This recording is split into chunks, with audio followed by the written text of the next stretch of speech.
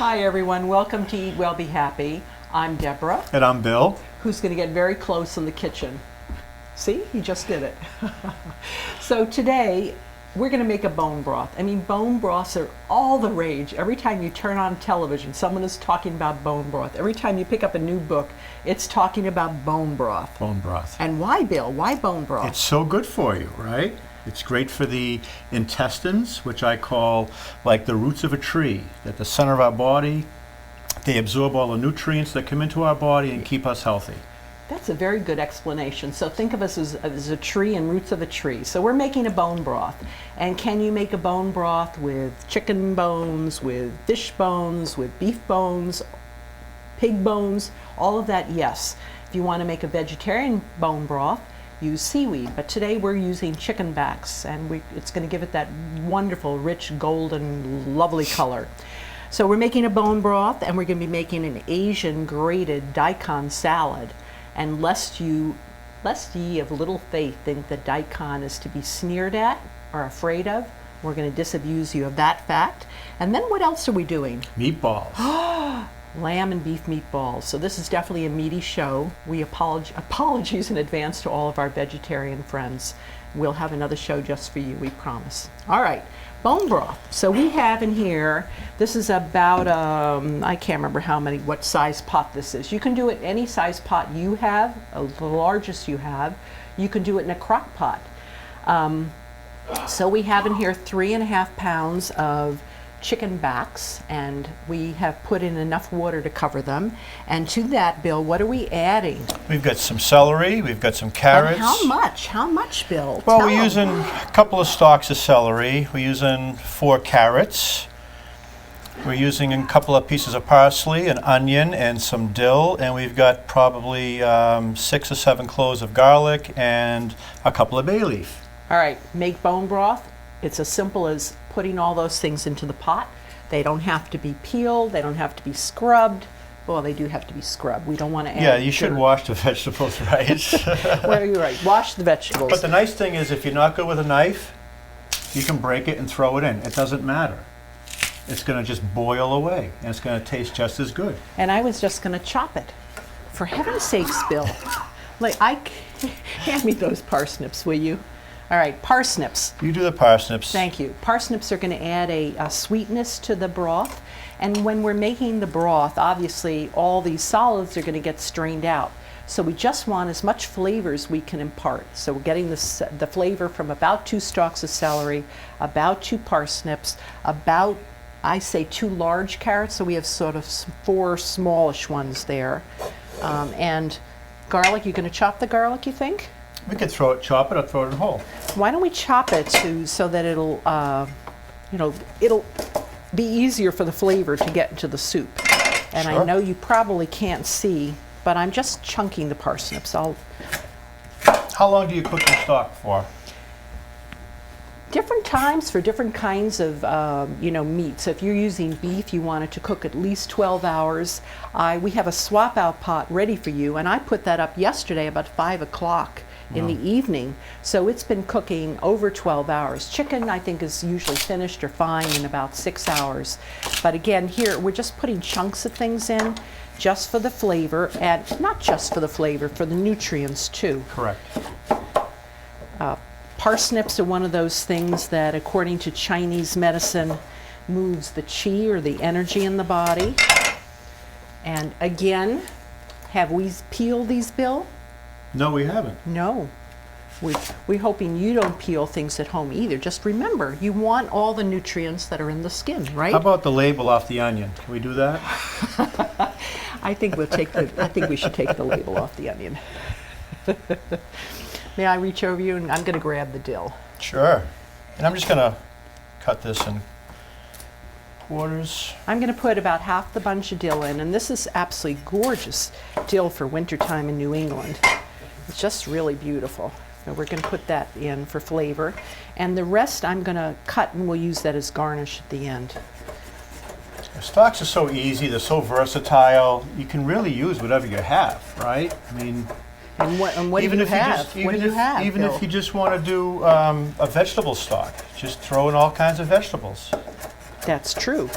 But since we're all about bone broth for the sake of making ourselves healthier and healing the gut, So we're not going to forget the vinegar. no, we won't forget the vinegar. Three most important ingredients. It's your stuff that feeds the gut and the bones. That's right. And how do we get the calcium out of those bones? Vinegar and salt. Vinegar. So we're going to put in about 4 tablespoons of vinegar.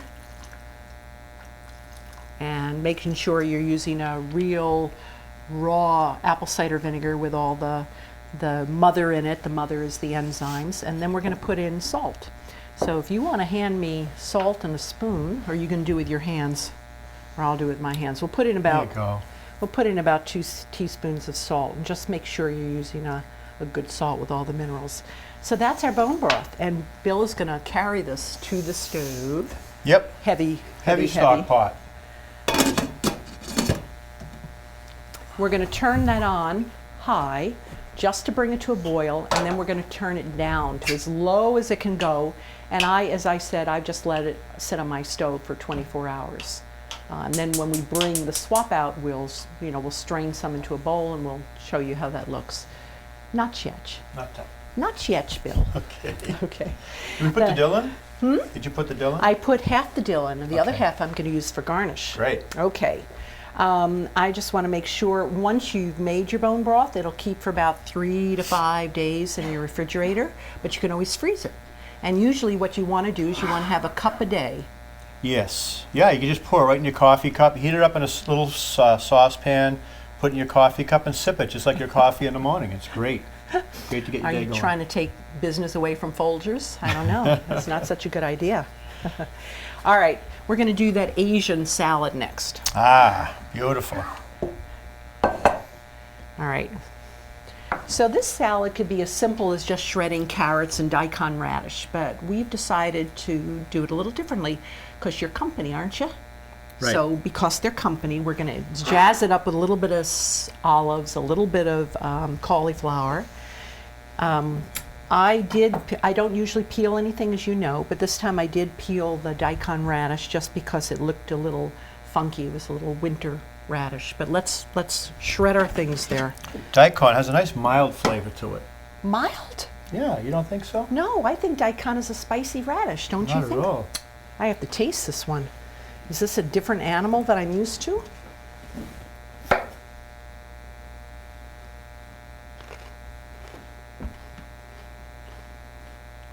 I mean, it's a radish, Yeah.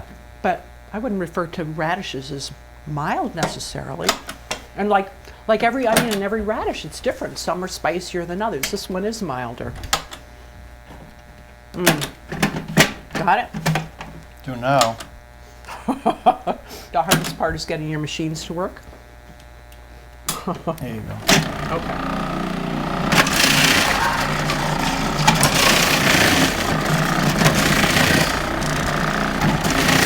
Oh, you want to hold one back to spread? Oh, sure. Yeah.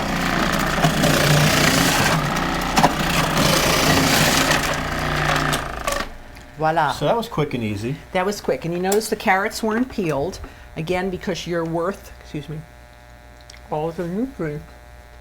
Take that one. Delish. Yep. And do you want to show people how you might do a different shred? I would, sure. Not everybody has one of these machines at home. Take a vegetable peeler and just peel the carrot or the radish. Simple. Voila, a very gourmet looking type And then you of can have a salad. real nice salad for your friends and family who are visiting or for yourself. And the texture's a little different, but Yeah. the taste is the same. I would imagine that this shred is a little harder to absorb the flavors of the salad dressing and harder to chew. I'm just going to do that so I don't mix Yeah. up the two. Perfect. Okay. So we've got our grated salad, and what else is going in there, William? Tell us. Look at our recipe there.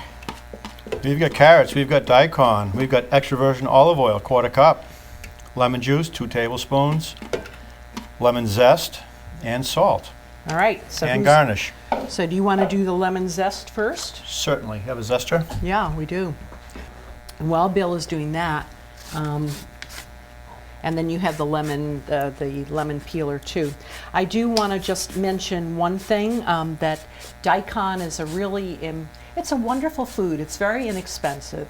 It grows like topsy. You can grow it in your garden.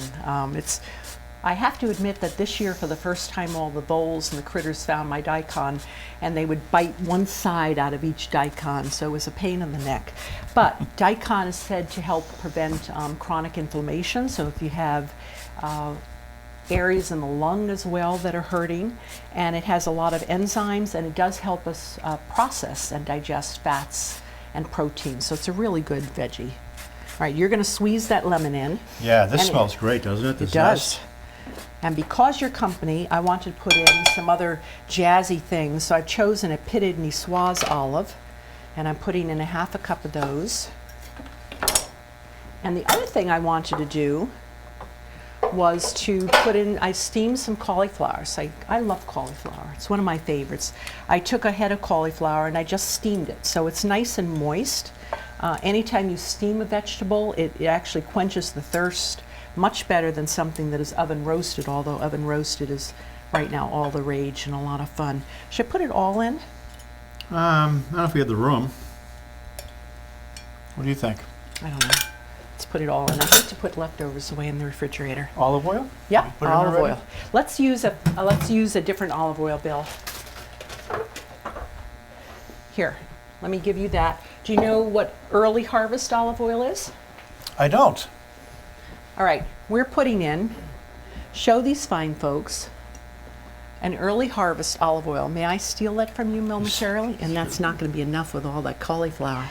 So an early harvest olive oil means that they have picked the olives when they're green on the tree, before they're ripe. It means that it has actually very little oil in there.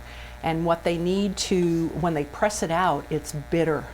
And it's bitter because it has all those polyphenols, which is the antioxidants in olive oil. And it's the stuff that really keeps us healthy and that is so good for us. So when you hear about the Mediterranean diet, for the most part, the people in those countries are eating an early harvest oil for all their fine finishing. They don't saute with it. Do you think we need more oil? Less? Yeah, we could put a little bit more oil. It's fine. All right. So finish your salads with a, nice. All right, what else is going in there? Oh, we were going to garnish with some parsley. I forgot. Let me get that. And I'm putting the rest of the water that we forgot to in the pan. We're using this? Yep, we're using that. You going to chop it? Here, hand me the salad, doll. That's for you. All right.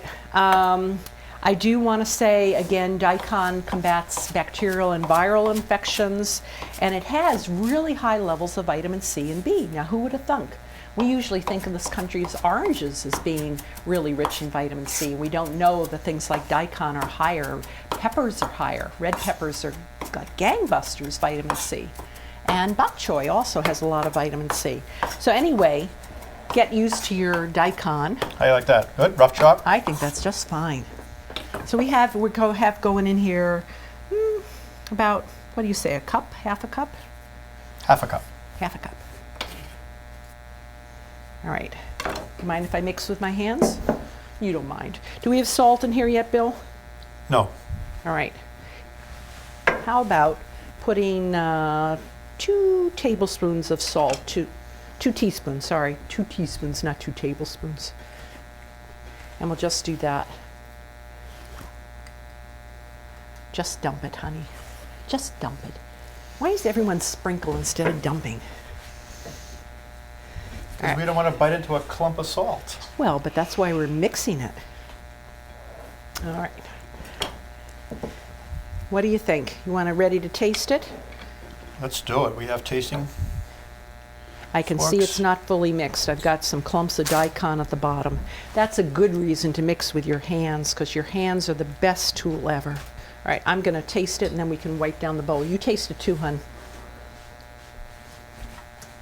You like? No, Enough salt? not enough salt. We use a lot of cauliflower. I like it. Tastes good. He likes it. I don't like it.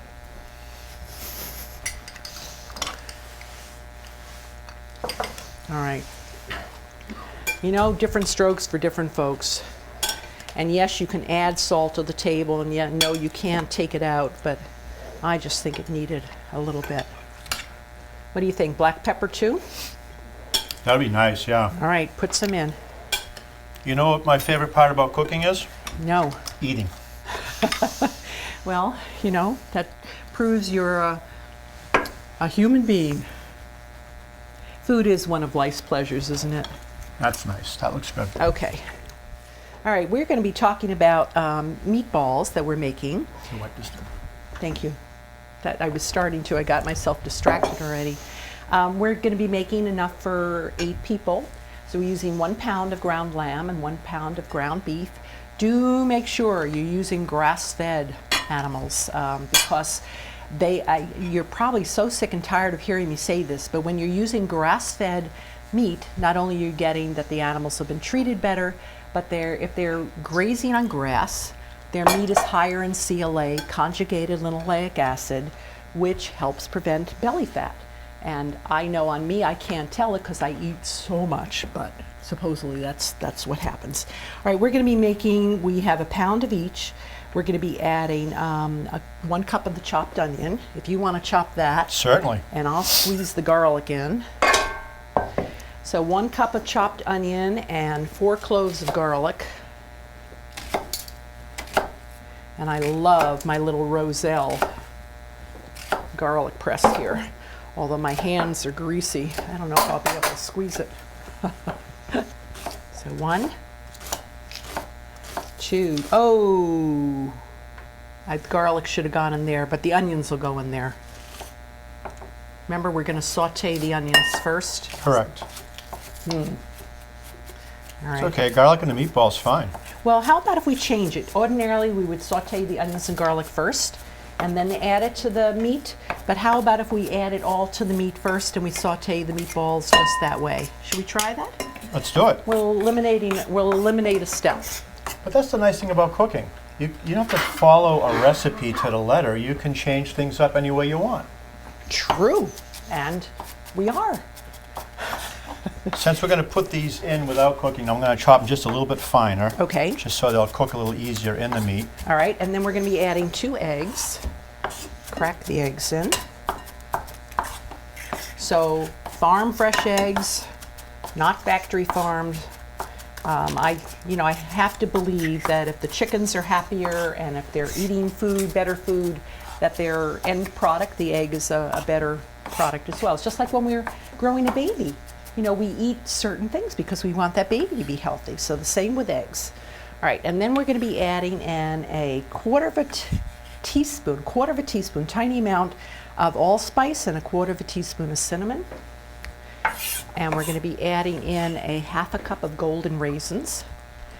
I love golden raisins. If you don't have golden raisins, use the brown ones. But the golden says to me it's time for company. And we're going to be adding 1/2 cup of pine nuts. Pine nuts are now very, very expensive. So use sesame seeds, use sunflower seeds, use pumpkin seeds, use whatever you can afford. And then we're just going to mix it all together. And the hardest part about this is just mixing it. And I usually do it with my hands, and I think that's what I'm going to do, because then I will have a chance to wash them. Doesn't it feel good? No. Get your fingers in there and squishing all that together. It doesn't actually. Some tactile sensations I like. I have to say this is not one of mine. How would you like to get the oil in the skillet and get the skillet hot and ready to go? Let's do it. Okay, when you're mixing meat for meatballs or hamburgers, they say to go from the outside and over the top and down to fold it. Extra virgin olive oil. A lot.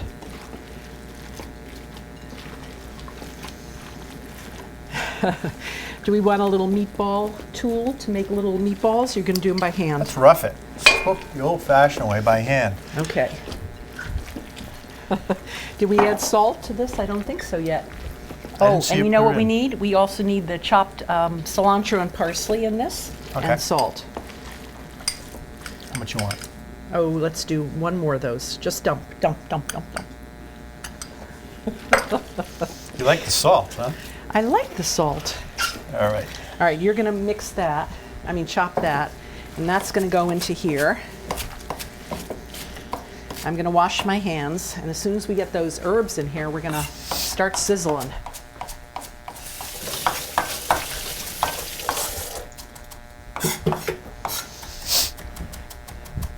All right. How many people do you think this would feed? I think this will feed about 8 people. Okay. I mean, after all, it's quite a lot of meat.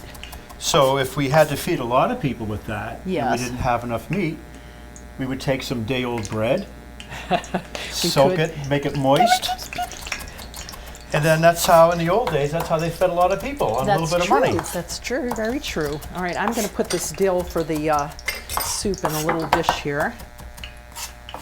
Come on, carrot, get out of there. There you go.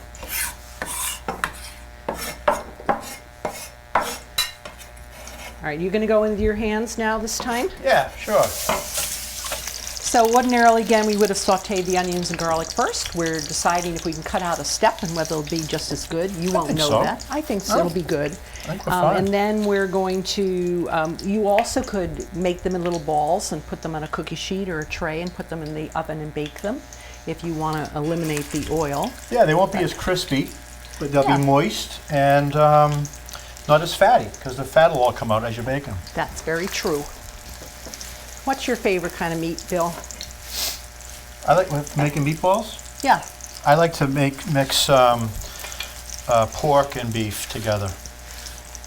Something my mother always did. Yes. So Isn't it amazing how we like what we grow up? Many of us like what we grew up with. So many of us like what our mothers made, and that's it. It's that thread of history that goes through everything, which is nice.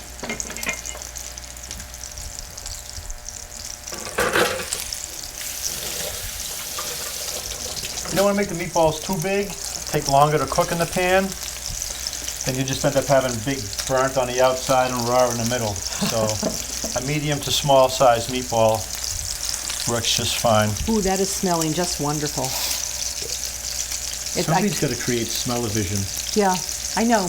But you know, you can smell the little bit of cinnamon, you can smell the little bit of the allspice, you can smell the pine nuts getting toasty and brown, and of course the olive oil just makes everything aromatic and wonderful. Very good job, Bill. Thanks. I do this for a living, you know. And we're going to need, what are we going to take these out? We have tongs over here on Okay. my right. Tongs. Put that there for you. I want to mention, too, I'm going to sneak back in here and just get it in your way for a minute or two. Another reason we chose to use the cauliflower in the salad is not only to extend the daikon and the carrots, but because cauliflower, one of those cruciferous vegetables. And I am going to make a comment. There are, I guess, all different varieties of daikon, like they're all different varieties of everything. And I haven't tasted this variety before today, and it's not as sweet and spicy as the daikon that had been coming out of my garden or that we usually get in New England in the summer. So I have to find out what kind of variety those are, because it's quite different. All right, mister, nothing we can take out yet, huh? Almost. All right, almost. Let's get the bone broth off. Oh, look at that.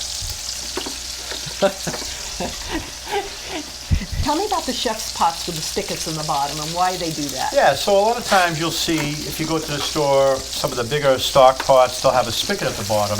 And that's basically just to drain the stock without all the impurities. A lot of times in restaurants, they want clear stocks that aren't cloudy. So that's the easy way to do it instead of trying to stir it. And you don't want to stir your stock. You just want to let it sit and simmer so all the impurities come to the top.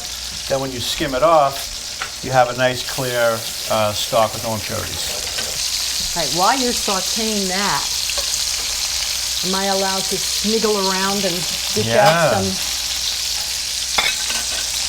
Maybe we can switch sides. You do that, and I'll do this. I'm going to throw in a couple more meatballs, I It's think. divide and conquered, and on this set, Yeah. you can sort of imagine what it's like to be in a tiny, crowded little kitchen, which this one is. This smells, these pine nuts are rocking. And this bone broth looks like pure chicken fat. There is, right? Little stock, little fat. Come on. I think I should have put the rest on top. Yeah, toss it in. All right. So you can freeze this. Yeah. You can use it to make rice or risotto. Any kind of liquid you use to cook, you can use your stock. But if you're making bone broth for its medicinal purposes, you want to have, a cup every day, And I know that Dr. Kellyanne on PBS will say, choose one day a week where you do nothing but bone broth to give your whole system a chance to heal. Ready to come out, any of A those? couple of those, yep. Ooh. And I'm going to dish out some salad while you're getting some out.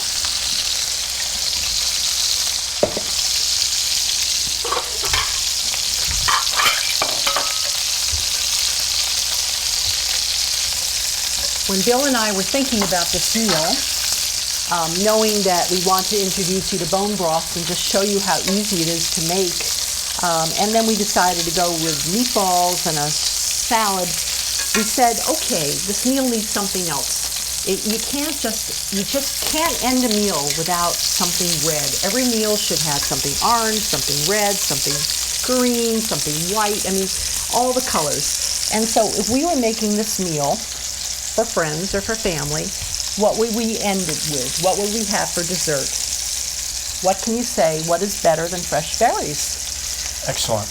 Perfect choice. Perfect choice. And we're using, of course, organic berries. Berries in particular, they are very fragile, they're very perishable, they're very permeable. So when you're getting a berry that's not organically grown, you're probably getting pesticides, herbicides, all the sides that you really don't want. So make sure your berries are organic, and aren't these just stunningly beautiful? And just to sort of mention, I keep throwing the word around antioxidants, and do you know what an antioxidant is? Well, in case you don't, antioxidants are those things that prevent your cells from rusting or breaking down before your time. Bill, what do you think? What do you think? I'm hungry. Hungry? So I think Bill and I I think this is an absolutely delicious meal. Yeah. What would you have with that? Would you have a baked potato or some rice or I would have pasta? some rice. Okay, well, Bill With these meatballs, I would have a rice. and I might have with lentils. There you go. Protein. If you are a pasta kind of person, you could have these in pasta. You could put tomato sauce in these. But for today, Bill and I have made 3 dishes. We've made a bone broth. Today we've done it with chicken. You can even do it with seaweed if you like. We've done meatballs with pine nuts and golden raisins, and we've made a salad that takes about 5 minutes to make that is shredded carrots and daikon with some olives and cauliflower. So we've had great fun having you in the kitchen. And remember, what do we want from you? Eat well. We want you to eat well and Be happy. be happy. See you soon.